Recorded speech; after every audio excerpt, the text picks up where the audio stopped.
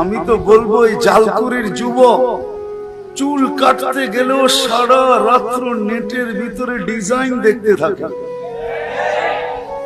যেটা পছন্দ হয় ওটাকে কি বলে জানি স্ক্রিনশট দিয়ে দেয়, স্ক্রিনশট দেয়। সকালবেলা সেলুনে নিয়ে যায় যে এই যে দেখো আমি একটা ডিজাইন বাহির করছি, এই ডিজাইনে আমাকে চুল কেটে। কিন্তু আজ পর্যন্ত কোন যুবক বলতে পারবে, আমরা কেউ বলতে পারবো যে আজ পর্যন্ত আমি তালাশ করে দেখছি জান্নাত জিনিসটা কি, যেটা আমি মনের থেকে চাই। কোন জান্নাত? কোন জান্নাত? আল্লাহর রাসূল বলছেন মনের ভিতরে যদি জান্নাত গাইথা যায় থাকে তাহলে তো তোমার ঘুম আসার কথা না।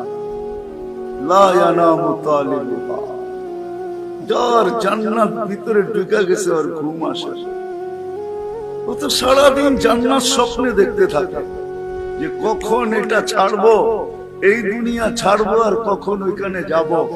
এইখানে তো রেডি করতে হয়, ওইখানে তো সব রেডি করা।